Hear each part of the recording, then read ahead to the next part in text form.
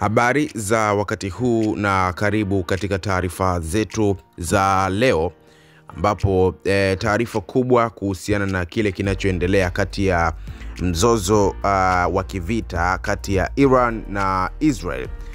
Sasa hivi katika kupitia mitandao ya kijamii tunaweza kuona namna ambavyo Donald Trump anajaribu kuitetea Iran, na kwa sasa anawaamuru watu ambao wapo Iran basi waweze kuondoka mara moja.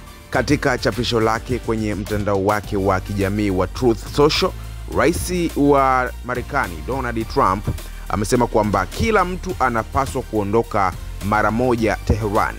Kauli yake inakuja baada ya maafisa wa Israel kuwashauri wakazi kuhama maeneo ya kaskazini mashariki mwa Tehran mapema leo, wakisema kuwa inapanga kulenga miundombinu ya kijeshi.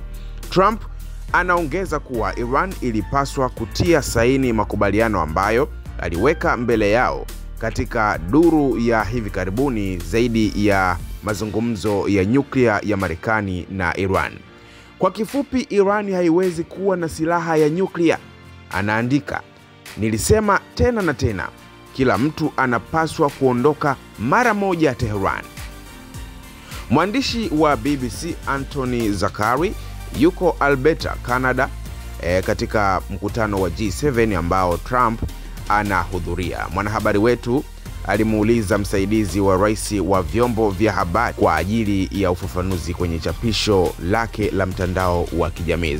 Lakini Zakari aliagizwa kuwasiliana na timu kuu ya waandishi wa habari wa White House huko Washington DC kwa ajili ya maoni yanayotolewa na Donald Trump. Sasa kwa kifupi ni kwamba kile ambacho bwana Anthony aliuliza kuhusiana na kile ambacho Donald Trump alikiandika kupitia mitandao ya kijamii hakujibiwa, bali aliambiwa aende akawasiliane na wanahabari kutokea ikulu ya White House ya Marekani ili aweze kupata taarifa za kile ambacho alikieleza Donald Trump. Lakini hata hivyo, Donald Trump anasema kwamba kwa kifupi Iran haiwezi kuwa na silaha ya nyuklia. Aliandika na kusisitiza tena na tena kwamba kila mtu anapaswa kuondoka mara moja Tehran kwa sababu ya kile ambacho kinaendelea.